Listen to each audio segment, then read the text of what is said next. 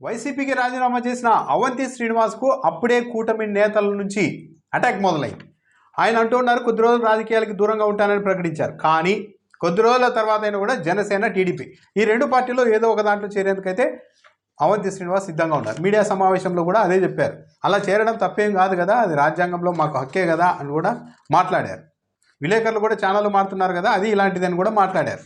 అయితే అవంతి శ్రీనివాస్ తన మీడియా సమావేశంలో తాను రాజీనామా చేయడానికి కారణం ఏంటి అని కారణం చెబుతూ కూటమి ప్రభుత్వం ఏర్పాటే ఇంకా 6 నెలలు అయింది, ప్రజలు 5 ఏళ్లకు మ్యాండేట్ ఇచ్చారు, అప్పుడే 6 నెలలు కూడా గడవకముందే అప్పుడే ఆందోళనలు, రోడ్డు ఎక్కండి, నిరసన కార్యక్రమాలు చేయండి అని జగన్మోహన్ రెడ్డి పిలుపునివ్వడం ఏంటి? ఇప్పటికే కార్యకర్తలు, నాయకులు గత 5 ఏళ్లలో బాగా నలిగిపోయారు, అందుకనే తాను రాజీనామా చేస్తూ ఉన్నానని చెప్పారు. ప్రస్తుతానికి రాజకీయాలకు విరామం అని చెప్పినా త్వరలో ఇంకో పార్టీలో చేరుతానని కూడా ఆయన ఇండైరెక్ట్గా చెప్పారు.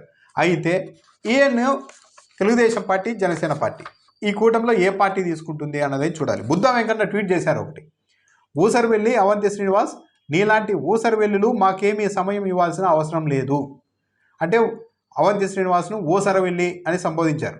మీలాంటి వాళ్ళు సమయం ఇవ్వాల్సిన అవసరం లేదు అంటూ కూడా అంటున్నారు. అంటే కొద్ది రోజులు సమయం ఇవ్వాలి ప్రభుత్వానికి అన్నారు కదా, అందుకు సంబంధించి ప్రజలకు తెలుసు వైసీపీ ప్రభుత్వంలో నాయకులు సర్వం నాకేశారని, అందులో నువ్వు జగన్ రెడ్డి కూడా భాగస్వాములే అని, నీకు రాజకీయ జన్మ ఇచ్చిన చిరంజీవి గారి కుటుంబం బ్రాకెట్లో పవన్ కళ్యాణ్ గారికే ద్రోహం చేశావు, నీకు రాజకీయ పునర్జన్మ ఇవ్వడమే కాకుండా గల్లీ స్థాయి వ్యక్తివైన నిన్ను ఢిల్లీలో పెట్టిన చంద్రబాబు నాయుడిని అవమానించావు, నీ సానుభూతి ఈ కూటమి ప్రభుత్వానికి ఏమీ అవసరం లేదు అంటూ బుద్ధా వెంకన్న చెప్తున్నారు.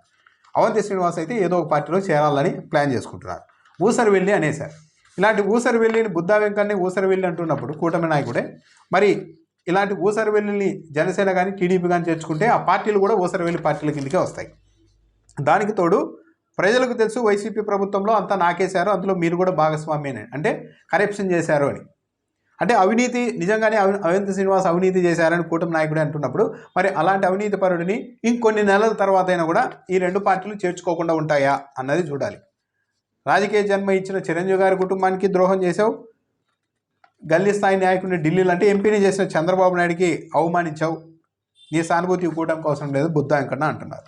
మరి ఇదే స్టాండ్ మీద టీడీపీ, జనసేన నిలబడతాయా? గతంలో పవన్ కళ్యాణ్ కూడా అన్నారు, ఈయన గోడకు కొడితే తిరిగి రాని బంతి అవంతి అని కూడా హేళనగా మాట్లాడారు. ఇక ఈయన ఆడవాళ్ళతో మాట్లాడారు అంటూ ఆడియో టేపులను కూడా తెలుగుదేశం పార్టీ విస్తృతంగా అధికారికంగా ప్రచారంలోనికి తెచ్చింది. మరి ఇలాంటి వ్యక్తిని ఆ రెండు పార్టీలు చేర్చుకోకుండా ఎన్ని రోజులు నిజాయితీగా ఉంటాయో చూడాలి.